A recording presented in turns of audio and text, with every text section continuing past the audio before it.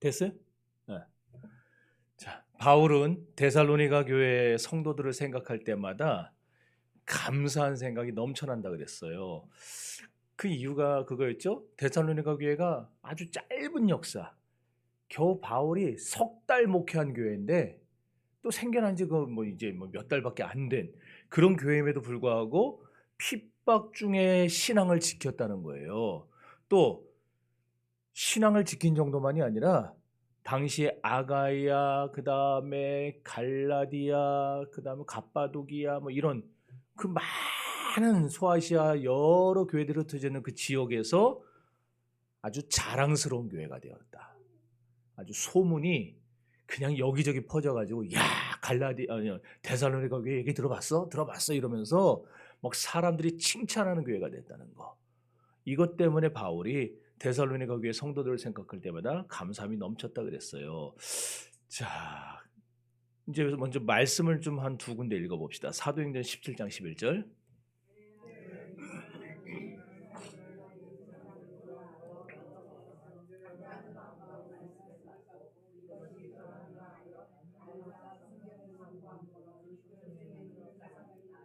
자, 데살로니가서 2장 13절.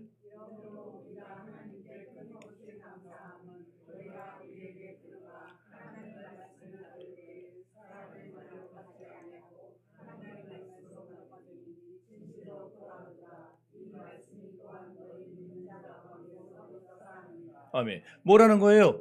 데살로니가 교회가 어떻게 해서 그렇게 핍박 중에도 신앙을 지킬 수 있었냐? 어떻게 모든 지방에 좋은 소문이 퍼지는 그런 아름다운 교회가 될 수 있었냐? 그 이유가 뭐라는 거예요? 저 두 구절에서 하나님의 말씀을 간절히 사모했기 때문이라는 거예요. 또 설교를 들을 때에 그 설교를 인간 목사의 말로 받은 게 아니라 하나님의 말씀으로 받았기 때문에, 그리고 그 받은 말씀을 날마다 상고했기 때문에 그들이 그렇게 핍박 중에도 신앙을 지킬 믿음이 생겨났고, 그리고 모든 지방에 좋은 소문이 퍼지는 그런 아름다운 교회가 될 수 있었다. 그 얘기를 하고 있는 겁니다. 그 결과가 뭐예요? 그래서 그렇게 좋은 소문이 퍼지고 핍박 중에도 신앙 지키니까 결과가 나올 거 아니에요. 어떤 결과가 나느냐? 사람이 많아지고 교회가 부흥했다는 겁니다. 오늘날 매년 수만 권의 책들이 쏟아져 나오죠. 예. 뭐 세상 책들 보세요. 세상 책들 뭐 어마어마하게 쏟아져 나오잖아요. 매달 신간이래 가지고. 그런데 그렇게 많은 책들이 쏟아져 나오는데 요번에 뭐 한강이라는 작가가 그 노벨상 탔죠. 그렇게 많이 갑자기 그 사람 전에 책은 잘 안 팔렸는데 노벨상 탔다는 소문 딱 나니까 벌써 다 매진됐대. 다 품절됐대. 근데 이렇게 많이 팔린 것 같지만 전혀 세상에 있는 지금까지 팔린 모든 책을 다 합쳐도 어떤 거 하나를 못 이겨요. 성경책을 못 이겨요. 성경책을. 오늘날 성경은 가장 많은 나라의 언어로 번역이 됐습니다. 그리고 가장 많은 사람들이 있는 책이고 가장 많이 팔린 책이에요. 이 성경은요, 남자만 읽는 게 아니고 여자도 읽죠, 노인만 읽는 게 아니라 애들도 읽죠, 빈부귀천 상관없어요. 가난해도 읽고 부자도 읽고 건강해도 읽고 건강하지 않은 사람도 읽고 누구나 다 읽을 수 있어요. 또 성경은 시도 때도 없이 어느 때나 읽을 수 있습니다. 기쁠 때도 읽고 슬플 때도 읽고 젊어서도 읽고 늙어서도 읽고 살 때도 읽고 죽을 때도 읽고 죽기 직전에도 성경 보면서 다 죽음을 준비하는 분들이 있어요. 그럼 도대체 왜 이렇게 많은 사람들이 성경을 즐겨 읽는단 말입니까? 이유는 하나입니다. 성경이 사람의 말이 아니라 하나님의 말씀이기 때문입니다. 사람의 말은요, 그 정도 읽으면은 못 읽어요. 제가 이문열의 삼국지를 14번인가 보고 로마인 이야기를 25번인가 봤어요. 로마인 이야기 17권짜리. 그거를. 역사를 좋아해가지고. 근데 더 이상 못 읽겠더라고요. 근데 성경은 지금 수백 번을 읽어도 계속 읽어요. 안 질려요, 성경은. 계속 읽어요. 그 왜 그래요? 세상 책과 성경이 다른 이유는 하나님의 영감이 들어있느냐, 영감으로 기록됐느냐 아니냐, 거기 달려있는 겁니다. 그래서 우리는 이 성경을 통해서 하나님의 뜻을 깨닫죠. 또 하나님은 우리에게 이 성경을 통해서 말씀하시는 겁니다. 물론 하나님은 대자연이나 일반 계시를 통해서도 말씀하세요. 우리 그거 지난번에 다 벨직할 때 배웠잖아요. 일반 계시, 자연 계시 이런 거. 그런데 하나님의 뜻을 가장 정확하게 할 수 있는 것은요, 자연을 통해서 그 정도가 아니고 하나님의 뜻을 가장 잘 할 수 있는 길은요, 특별 계시를 통해서인데, 특별 계시가 뭐라 그랬어요? 성경 계시. 성경이 성경. 특별 계시. 그래서 하나님이 수많은 갈대아 사람들, 아브라함 시대에 갈대아 우르 그 바벨론 땅에 살던 사람이 아브라함 혼자였겠습니까? 아니, 당장 그 아버지 데라도 있었고 그 조상들이 있었고 얼마나 주변에 사람이 많았겠어요. 고고학 발견이 하면은요, 갈대아 우르가 지금으로부터 아브라함이 살던 4,000년 전인데 4,000년 전에 상하수도 시설이 돼 있었어요. 물을 끌어와 가지고 샤워, 오늘날의 샤워기 비슷한 걸 만들어 놨어요. 4,000년 전에. 그래서 메소포타미아 문명이라고 하는 거예요. 문명이 어마어마하게 발전된 곳. 그런 곳에 아브라함 혼자만 살았겠냐고요. 많이 살았겠죠. 그런데 그 많은 사람들 중에 하나님은 어떻게 합니까? 특별히 아브라함만 콕 집었어요. 콕 집어가지고 뭐라 그래요? 너는 내 고향 본토 친척 아비 집을 떠나서 내가 너에게 지시할 땅으로 가라 그러는 거예요. 가라. 그래서 갈대아우르에서 아브라함을 부르세요. 이렇게 아브라함에게 하나님은 하나님 스스로를 특별히 나타내신 거예요. 특별히. 자연을 통해서 계시하셨지만 그러나 아브라함을 통해 특별히 나타나시고 그에게 말씀을 주시고, 이에 아브라함이 여호와의 말씀을 쫓아갔고 롯도 그와 함께 갔으며 그들이 마침내 가려던 땅에 도달했더라. 창세기 12장 5절에 아브라함에게 특별히 말씀을 통해서 특별한 계시를 보여주셨다는 거예요. 특별히. 아브라함에게만 그런 게 아니고 이삭에게도 그랬죠. 그 아들 이삭에게도 하나님이 특별히 자기를 계시하셨어요. 그래서 나는 내 아비 아브라함의 하나님이라. 내가 너와 네 아비를 기억하여 내가 너와 언약을 세우리니. 이삭과 말씀으로 특별한 계시를 보여주죠. 심지어 이삭은 그렇다 치는데 야곱 같은 사람, 허물 많고 죄 많고 이 교활하고 사기꾼 기질이 농후한 이 야곱 같은 사람에게도 하나님은 특별한 의미에서 자기를 계시하셨죠. 그래서 야곱에게 인생 중에 얼마나 자주 야곱에게 나타나셨습니까? 그래서 그와 언약을 맺고 그를 말씀으로 이끌어가면서 야곱의 일평생을 하나님이 인도하시지 않아요. 거기서 끝났느냐? 그 이후에도 계속해서, 그리고 모세 때에 하나님 모세를 보내시고 그 이후에도 선지자들을 보내시면서 하나님은 그때그때마다 시대마다 하나님의 말씀을, 특별한 말씀을 계시하시죠. 그러므로 우리는 성경을 통해서 발견해야 될 게 있어요. 뭐냐? 성경은 한 개인의 역사나 이스라엘 나라의 역사만 단순히 알리려고 기록한 게 아니라, 이 성경은 왜 기록했느냐? 이 성경을 통해 하나님의 특별하신 계시, 하나님의 특별한 계획을 가르쳐주기 위해서 기록한 거예요. 그리고 하나님의 특별한 계시, 하나님의 특별하신 계시의 내용은 뭐냐? 히브리서 1장 1절에 보면은 옛적의 선지자들로 하여금 여러 부분과 여러 모양으로 우리 조상들에게 말씀하신 하나님이 이 모든 날 마지막에 그 아들로 우리에게 말씀하셨으니 그랬어요. 그래서 하나님이 우리에게 특별히 계시해 주고자 하신 그 내용은 뭐냐? 예수 그리스도라는 거예요. 예수 그리스도. 그래서 우리는 성경을 통해서 예수를 발견하게 되고 성경을 통해서 예수님을 만나야 되는 겁니다. 또 요한복음 1장 14절 말씀은 말씀이 육신이 되어 우리 가운데 거하심에 그 뭐예요? 우리가 그 영광을 보니 아버지의 영광이요? 또 뭐야? 아버지의 독생자의 영광이요? 은혜와 진리가 그 안에 충만하더라. 아, 내가 밤에 졸려서 그래요.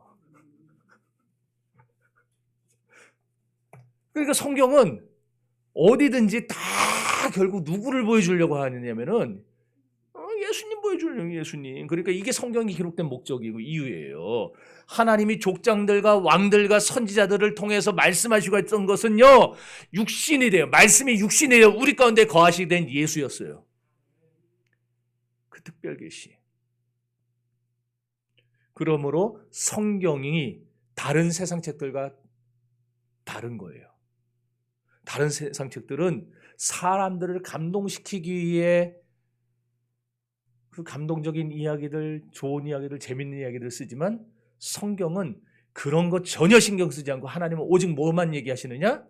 그 아들 예수 그리스도가 이 세상에 왜 오셔야만 했고, 어떻게 죽으셨고, 어떻게 부활하셨고, 어떻게 승천하셨고, 어떻게 다시 오실지 오로지 처음부터 끝까지 예수님에 대해서만 말씀하기 때문에 성경과 세상책이 다른 것이고, 오늘날 수많은 베스트셀러를 보면서도 사람들이 변화받는 일은 없지만 지식은 얻을 수 있어 변화는 못 받아요.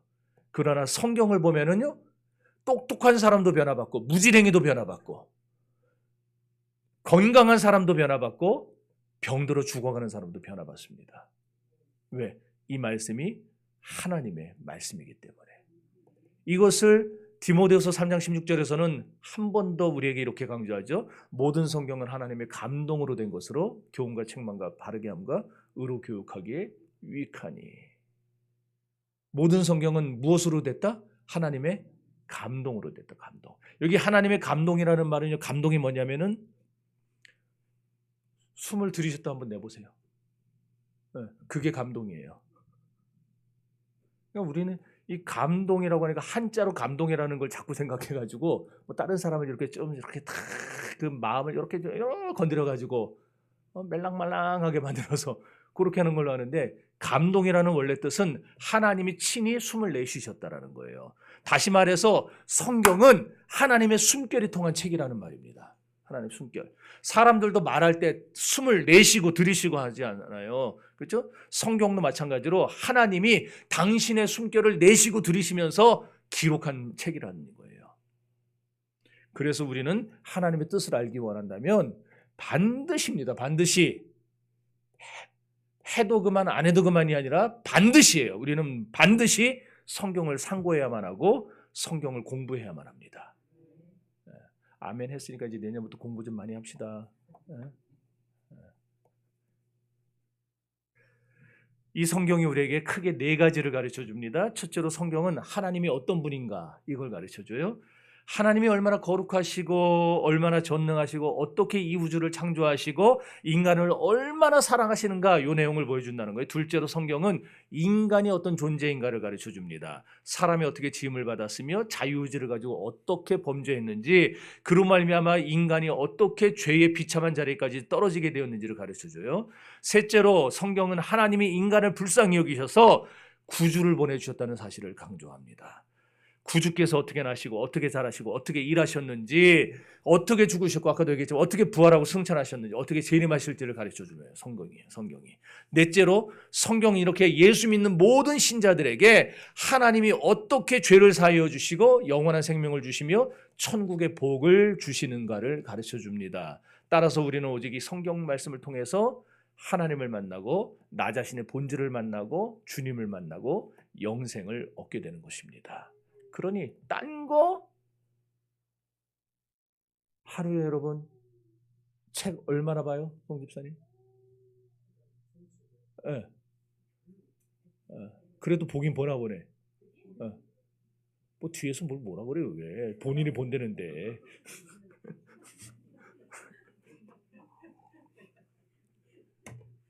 근데 어쨌든 많이 보면 많이 봅니다. 뭐 한 권 봅니다, 두 권 봅니다 할 텐데 별로 못 봅니다 한 거는 진짜 별로 못 보는 거예요.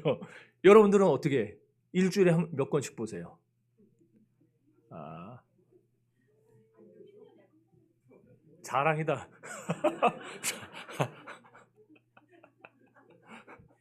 이래서 우리나라 출판사가 다 망하는 거예요 지금.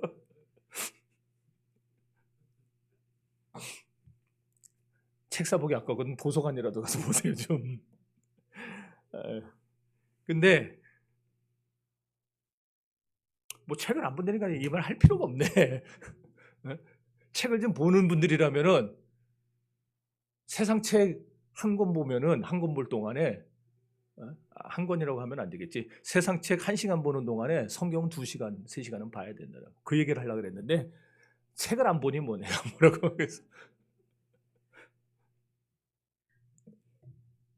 그래서 이 네 가지 방금 말씀드린 하나님에 대해서, 인간에 대해서, 그 다음에 또 뭐였어요?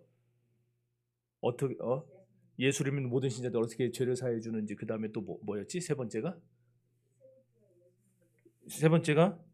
구주를 보내준 사실, 예수님 보내준 사실. 이 네 가지를 쭉 압축을 해버리면은 결국 다 뭐가 되느냐? 예수예요. 오직 예수. 오직 예수. 그러면 이 성경이 도대체 나와 무슨 관계가 있느냐? 성경은요, 우리의 생명의 양식입니다. 그래서 예수님이 그 말씀하셨죠. 사람이 떡으로만 살 거. 이거 신명기 6장에 나오는 말씀이기도 한데 30. 사람이 떡으로만 살 것이니 오직 하나님의 입으로 나오는 모든 말씀으로 살 것이니라 그랬죠. 그러니까 인간의 영혼은 어떻다는 거예요? 말씀이 아니면은 살 수 없다는 걸 보여주는 겁니다. 그 내 말이 아니에요. 예수님의 말씀이잖아요. 그러니까 우리가 일주일 가야 성경 한두 장도 안 읽는 사람들은요, 지금은 살아있는 것 같은데 우리 교회도요, 죽은 사람 많아요. 죽었어요. 벌써 굶어 죽었어요, 다. 두 끼만 굶어봐야 배에서 막 난리가 나지, 배고프다고. 근데 성경을 일주일 굶고 한 달 굶어도 끄떡 안 해요. 왜? 이미 죽어버려갖고. 인간의 영혼은 말씀이 아니면 살 수가 없어요. 성경이 우리 생명의 양식이에요. 예수님이 그래요. 나는 생명 양식이니 내게 오는 자 줄이지 않고 나를 믿는 자는 영원히 살리라. 영생을 얻으리라. 예수님 스스로 가르치는 말씀하셨어요. 내가 생명의 양식이다. 그러니까 우리는 이 성경을 통해 예수님을 날마다 만나야 되는 거예요. 그래야 우리가 영으로 굶어 죽지 않고 날마다 살아갈 수가 있는 겁니다. 아울러 성경은 뭐라고 그러냐? 우리 발의 등이요, 우리 길의 빛이라 그러죠. 시편 119편에 보면은 내 발의 등이요라는 건 제가 언젠가 한번 설명을 했던 것 같은데 기억나세요? 이스라엘에서 히브리 사람들은요, 우리는 옛날에 사극 같은 데 보면 호롱을 이렇게 종들이 들고 가잖아요. 그런데 이스라엘 나라에서는 그걸 그렇게 들고 가지가 않고요, 발끝에다, 신발 위에다가요, 요만한 종 같은 거 이렇게 해놓고 그 안에다가 이렇게 양초럼 요만한 것 같은 그거 놓고 거기다 불을 켰어요. 그래서 그걸 이렇게 덮었어요. 얇은 종이로. 그러니까 우리나라 그 호롱불 같은 거 그런 거예요. 그래서 걸어갈 때마다 이 불은 특징이 딱 어디만 보여줘요? 내 발끝만 보여주는 거예요. 발끝만. 1m 앞에 2m 앞에 보여주는 게 아니라 정확하게 내 발끝만 보여줘요. 내 발끝 앞에 뭐가 있는지.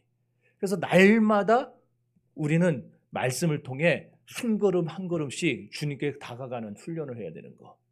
그걸 지금 시편 119편이 가르쳐 주는 거예요. 그러니까 더군다나 성경은 좌우의 날성검 같이 예리하다 그랬어요. 그래서 우리의 관절과 골수를 찔러 쪼갠다 그랬습니다. 그런 능력이 있기 때문에 하나님의 말씀을 읽다 보면 우리는 거기서 나를 발견하게 되는 거예요. 내가 얼마나 죄인인지. 교회 다니면서도 내가 죄인인지 모르는 사람은요, 아직 예수님을 못 만난 사람들이에요. 성경에 예수님 만난 사람들은 100이면 100, 10이면 10 다 그 고백을 했어요. 주여 나를 떠나시옵소서, 나는 죄인이로소이다. 그러니까 우리는요, 오늘날 자기 스스로를 보면 알아요. 내가 꽤 괜찮은 사람이지 이러고 있는 사람 아직 예수님 못 만난 사람이에요. 나 같은 게 어떻게, 하나님이 이런 나를 어떻게 사랑하시나. 진짜 터무니없는 은혜를 받았구나 내가. 그걸 깨닫는 사람이 성경을 통해 예수님을 만난 사람들입니다. 성경은 내 속에 숨어있는 죄악까지 분명히 깨달아 알게 해줘요. 그래서 성경은 또 이사야서에 보면은요, 예레미야서하고 성경을 갖다가 이 말씀을 뭐라 불렀냐니 방망이라 그랬어요. 또는 불이라 그랬어요. 예레미야가 뭐라고 하면 내가 다시는 하나님의 이름으로 말씀을 선포하지 아니라면은 내 속이 불 붙는 것 같아서 견딜 수 없사오니 막 그러잖아요. 막. 그리고 여호와의 말씀은 불이요 방망이라 그랬어요. 이사야가. 불이요 방망이. 방망이 뭐하러 들고 있습니까? 왜 들고 있어요? 방망이? 네, 후드를 패려고 들고 있는 거 아니에요. 네. 그러니까 우리는 성경을 보면은요, 이 말씀이 내 심령을 후드려 패요 막. 그 앞에서 뭐 견딜 수 없는 아픔이 일어날 수밖에 없어요. 성경을 읽다 보면. 그러니까 여러분들이 마음속 죄악을 깨부수고 싶다면 타협이 안 돼. 타협할 수가 없어요. 성경 읽으셔야 되고 여러분 마음에 불을 붙이고 싶다면 여러분도 성경에 나오는 이런 사람들처럼 뜨거운 성령의 불에 사로잡히고 싶다면 딴 거 없어요. 뭐 신비한 뭐 은사를 행한다는 그런 데 쫓아다닐 필요 없어요. 말씀을 가까이 하시면 돼요. 하나님이 뒤집어 놓을 겁니다. 또 마귀의 시험을 이기고 싶다면 똑같아요. 말씀밖에 없어요. 왜? 예수님이 우리에게 모범을 보여주셨죠. 마귀가 예수님을 3번 시험할 때에 예수님이 그 3번을 다 뭘로 이기셨어요? 말씀으로 이기셨어요. 말씀으로. 마태복음 4장 가보세요. 기록되었을 때, 경에 기록되었을 때, 성경에 기록되었을 때, 그 예수님이 그 성경 말씀 가지고 계신 거예요. 그래서 여러분들 성경을 암송하는 게, 제가 지난번 설교하다가도 암송한 게 그 목사님이 홀랑 넘어갈 뻔했는데 기억 안 나나 보네. 나요? 나는 사람 있고 안 나는 사람 있고. 그래서 그러니까 막 이렇게 적는 게 중요한 게 아니에요. 잘 들어야지. 지금 그 얘기할 시간은 없고 넘어갑시다. 그러니까 마귀의 시험을 깨부수고 싶다면은 말씀을 가까이 하고 말씀을 읽어야 되는 거예요. 저도 마찬가지입니다. 여러분도 똑같고 신앙생활을 우리가 똑바로 하고 싶다면은 반드시 성경을 똑바로 배워야 됩니다. 그리고 똑바로 행동하고 싶다면 성경 말씀을 따라서 쫓아서 생활해야 됩니다. 딴 거 갖고 안 돼요. 그러기에 우리 개혁주의, 우리 합동 측, 합신 측, 고신 측, 대신 측도 넣어줘요. 대신 측. 이 장로교, 이 4개 교단은요, 성경을 우리 신앙과 삶의 유일무이한 기준으로 봅니다. 성경 외에는 기준이 없다는 거예요. 오직 우리는 언제나 이 성경이 표준입니다. 성경대로예요, 성경대로. 그래서 종교개혁자들이 종교개혁을 할 때 그들의 가장 첫 번째 기준이 뭐였냐면은 오직 성경으로였어요. 솔라 스크립투라. 오직 성경으로. 그게 우리의 전통이 된 거예요, 지금까지. 그러니 여러분들이 개혁주의 교단의 목사를 모셔다가 여러분들이 지금 같이 훈련받고 교육받고 신앙생활을 하고 있는데 여러분들의 머릿속 구조도 완전히 뜯어 고쳐야 돼. 다. 오직 성경입니다. 오직 성경. 디모데후서 3장 15절 읽어봅시다.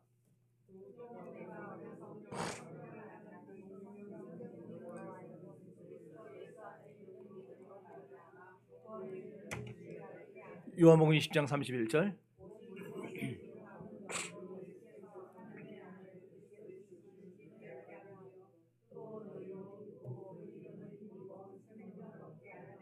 아멘. 여기 보니까 지혜도 있어요. 구원도 있어요. 영생도 있어요. 근데 그것만 있는 게 아니라 성경에는 우리 인간의 모든 심령의 욕구에 대한 해답이 다 들어있어요. 평안이 있고 평화가 있고. 위정자들은 어떻게 하면 나라를 좀 평화롭게 다스릴까 그거 아니에요? 그러니까 위정자들도 성경을 봐야 돼요. 위정자들이 성경 안 보니까 이 모양 이 꼴이 돼가는 거예요 지금. 성경에는 위대한 인격도 들어있어요. 그러니까 여러분 자기 성격이 좀 죄송합니다. 약간 지랄 맞다 그러면은 성경을 보셔야 돼요. 성경을. 그러면 하나님이 내 안에서 나를 바꿔가세요. 그러므로 지혜를 얻고 싶은 자, 나라를 평안히 다스리고 싶은 자, 교육자 누구라도 하나님의 말씀인 성경을 볼 때 그 성경에 해답이 들어있는 걸 아셔야 됩니다. 또 뿐만 아니에요. 외로운 사람이, 여러분 중에 외로운 사람 있어요? 나 외로워요. 없어요? 다행이네요. 혹시나 앞으로 외로워지거든 이 말씀을 읽으세요. 그러면은 참된 친구를 발견하게 될 겁니다. 누구예요? 예수보다 더 좋은 친구 없네 찬양하잖아요. 우리는 여기서 예수 발견하게 돼요. 어둠에 갇혀 헤매는 사람이 이 말씀을 읽을 때 우리는 참빛을 찾을 것입니다. 인생길을 잃어버리고 방황하는 사람들이 이 말씀을 읽을 때 참길, 참진리, 참인생을 찾게 될 것입니다. 슬픈 사람이 말씀을 읽을 때 이 말씀에서 우리는 위로를 받게 될 것입니다. 슬픈 마음 있는 사람 그러잖아요. 예수 이름 믿음. 우리는 여기서 슬픈 자도 성경을 통해 위로를 받게 되는 거예요. 병든 사람이 성경을 읽을 때 건강의 비결을 발견하게 됩니다. 실패한 사람이 이 말씀을 읽을 때 새로운 용기를 가지게 됩니다. 낙심한 사람이 성경을 읽을 때 새 소망을 가지게 됩니다. 약한 사람이 성경을 읽을 때 용기를 갖게 됩니다. 죄악으로 말미암아 멸망당할 수밖에 없었던 사람이 이 말씀을 읽을 때 그 모든 죄를 사함받고 영원한 생명을 얻게 될 것입니다. 믿습니까? 그러니까 성경이 다 모든 해답이 다 여기 다 들어있는 거예요. 모든 해답이. 그러니까 딴 거 강조할 시간이 없어요. 성경만 말해도 다 못하고 가요. 남태평양 한가운데에 뉴질랜드, 호주 옆에 뉴질랜드 있죠? 지도 한번 띄워봐 주세요. 저 옆에 큰 거 오스트레일리아, 그 옆에 뉴질랜드, 그 다음에 저 오른쪽으로 이쪽으로 오면 이게 남아메리카죠? 남아메리카의 페루라고 보여요? 페루? 이거? 저기하고 딱 한가운데요. 저 빨간 이렇게 지도 표시되어 있는 거 빨간 표시. 저기가 어디냐면은 pitcairn 섬이라고 돼요. pitcairn 섬. pitcairn 제도. 저게 지금도 영국 왕의 통치를 받는 곳이에요. 그 영연방 국가입니다. 인구는 이제 다 뭐 빠져나가. 코로나 때 저기가 거의 그냥 다 사람들이 다 죽었어요. 다. 그래 이제 인구가 40명 남았어요. 40명.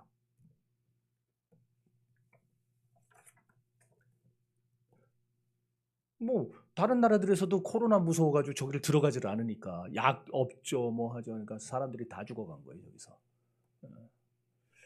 근데 저 섬이 1790년에 영국의 배가 바운티호라고 하는 영국 배가 저 근처를 지나가는데 선원들 100명이 폭동을 일으켰어요. 그래가지고 선장을 조그만 보트에다 태워가지고 물도 안 주고 바다에 떠내보낸 겁니다. 죽으란 얘기예요. 자기들이 죽이기는 뭐하고 그냥 배 타고 가다가 굶어 죽든지 목말라 죽든지 죽어버려라. 그러고 보냈어요.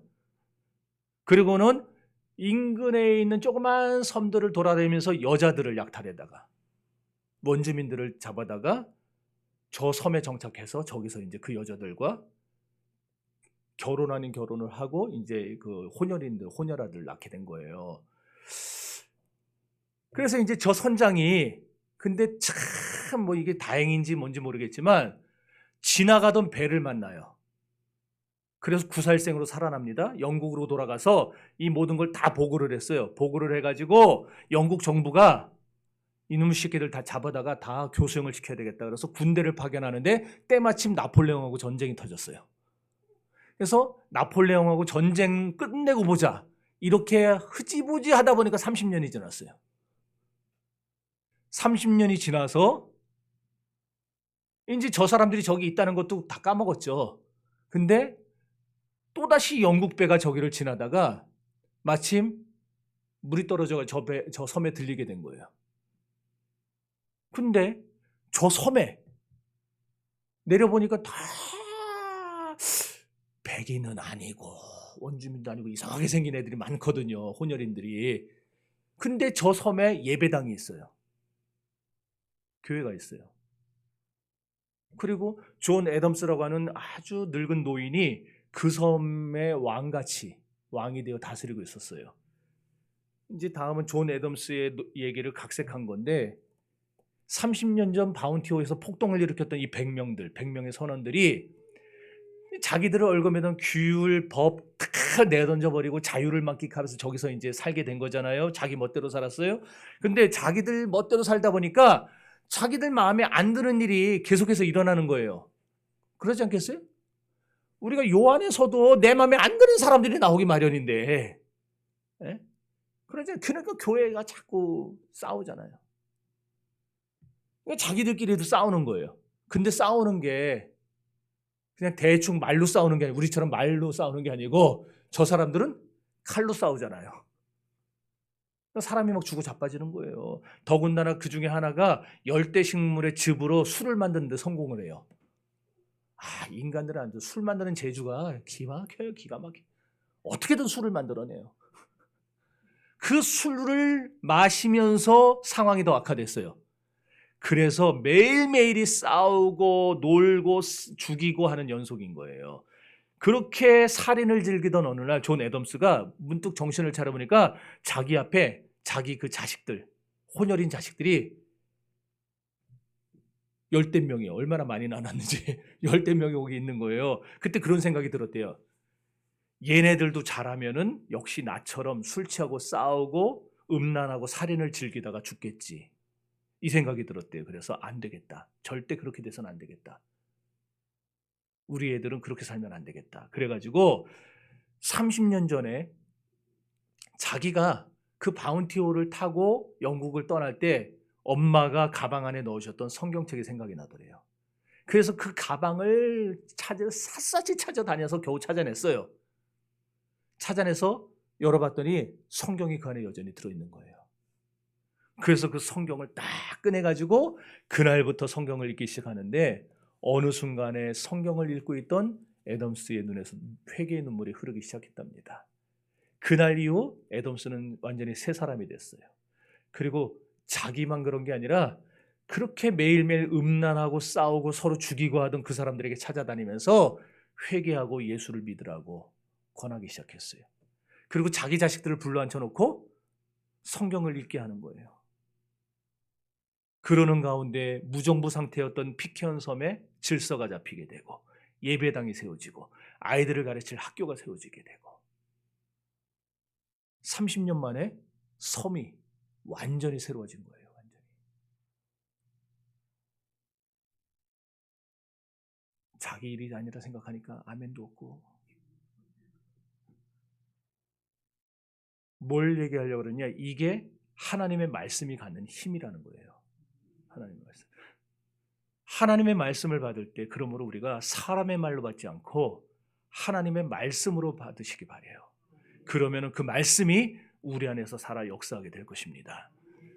믿는 자 속에서 하나님의 성령이 역사하기 시작할 겁니다. 하나님의 말씀이 이렇게 우리에게 놀라운 축복을 줍니다. 누구든지 성경을 읽으면 이 안에서 구주를 발견하게 되고 죄를 깨닫게 되고 새 사람이 될 수 있습니다. 악한 사람도 변하여 선한 사람이 될 수 있고 음란한 사람이 변하여 성결한 사람이 될 수 있고 거짓된 사람이 변하여 진실된 사람이 될 수 있고 절망적인 사람이 변하여 소망을 갖는 사람이 될 수가 있는 거예요. 그러니 여러분도 이 성경을 가까이 하시기를 바라요. 사랑하는 성도 여러분, 톨스토이, 도스토예프스키, 해밍웨이 얼마나 위대한 작품들 많이 남겼으니까. 그러나 그들의 소설책을 읽고 회개하여 변화받았던 사람 만나봤어요?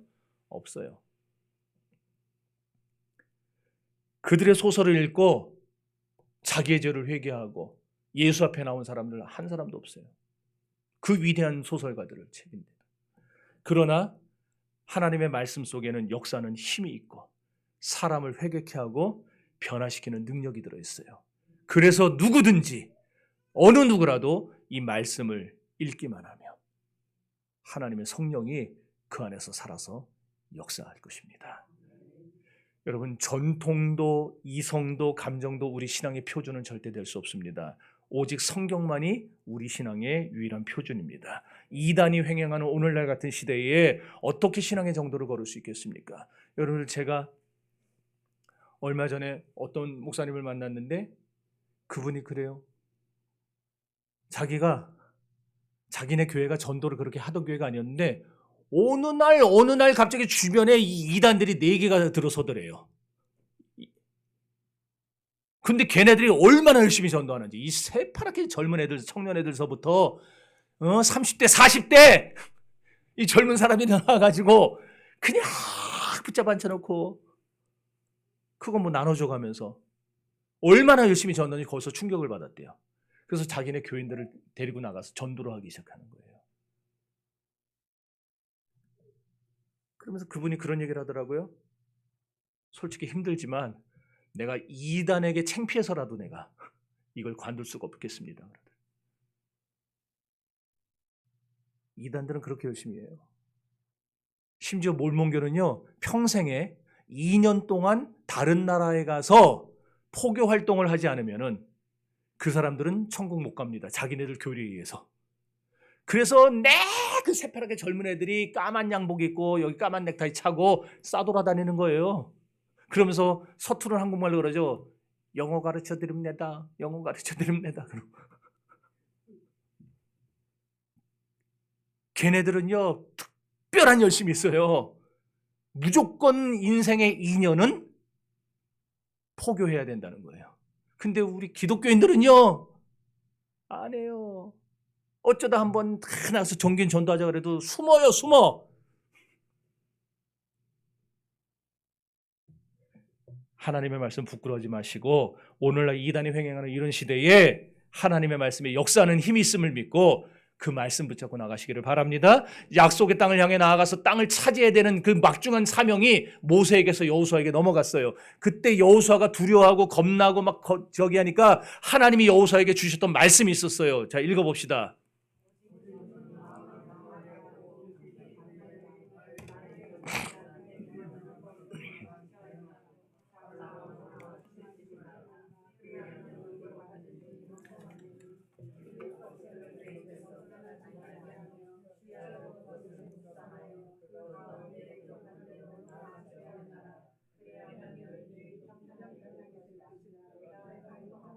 아멘. 그러니까 여러분이 불안할 때에 내가 이 일을 할 수 있을까 못할까 걱정되고 두려울 때에 말씀을 기준 삼아서 말씀을 읽으라는 거예요. 그러면 하나님이 여러분과 함께 하실 것입니다. 여러분이 올바른 판단을 할 수 있도록 하나님이 지혜를 주실 것입니다.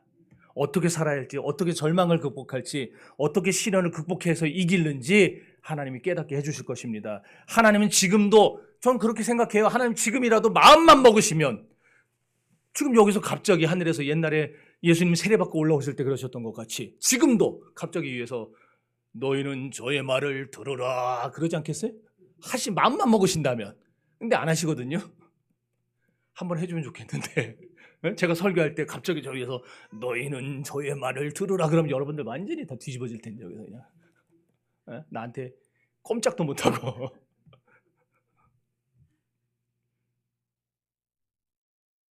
근데 하나님 그렇게 안 하세요.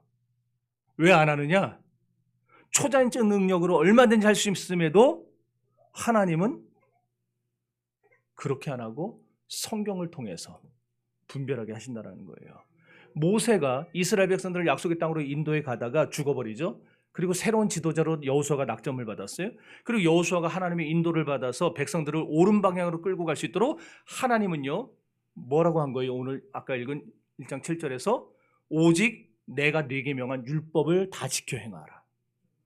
좌로나 우로나 치우치지 말라. 이거는요 기준 없이 흔들리지 말라 그 얘기예요. 그러니까 말씀만 기준 삼고 언제나 네가 두려우면 말씀 펴고 걱정되면 말씀 펴고 염려되면 말씀 펴고 낙심되면 말씀 펴고 언제나 말씀이 너희 삶의 기준이 되게 하라 그 말이에요. 그러면 어떻게 된다는 거예요? 내가 기록한 대로 다 지켜 행할 것이고 그리고 너의 길이 평탄하게 될 것이다. 하나님이 약속하고 있는 거예요. 그래서 여호수아가 두려워할 때 모세에게 성경을 기록하게 해가지고 모세더러 그것을 여호수아에게 읽어주라고 했던 겁니다. 그러니 여러분 오늘 하나님 우리에게 성경을 주신 이유를 이제 분명히 아시겠죠? 여러분 이 성경을 통해 하나님을 만나시기 바랍니다.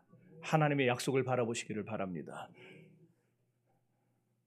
시간이 많이 가서 다 넘어갑시다. 인생을 살아가게 될 때에 어느 날은 잔잔하겠지만 어느 날은 태풍이 폭풍이 몰아칠 때도 올 겁니다. 때로는 보이지 않는 암초가 여러분의 인생을 망가뜨리려고 이렇게 도사리고 있을 수도 있어요. 성경은 그런 인생의 항해도예요. 항해도를 열심히 들여다보고 있으면 여기서 가르쳐주는 대로 항해하기만 하면 파손할 염려가 없어요. 그래서 성경은 시편 1편에서 이렇게 말합니다.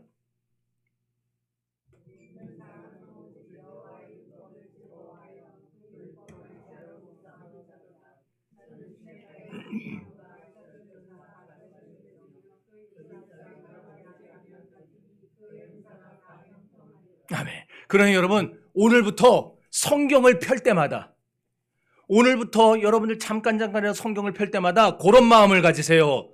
하나님이 내게 말씀을 시작하신다. 하나님이 지금 내게 말씀을 시작하신다. 그런 마음으로 성경을 펴세요. 그러게 성경을 읽으세요.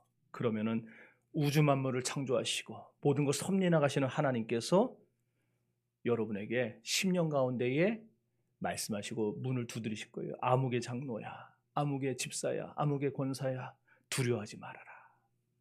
여러분, 그럼 이 말씀이야말로 굉장한 선언 아니에요? 이 말씀이야말로 대단하지 않아요? 얼마나 놀라운 격려고 위대한 약속입니까? 하나님이 내가 성경 펼 때마다 아무개 장로야, 아무개 권사야, 아무개 집사야, 전혀 두려워하지 말아라. 내가 너와 함께한다. 내가 너를 지켜준다. 그걸 확인할 수 있으니까 얼마나.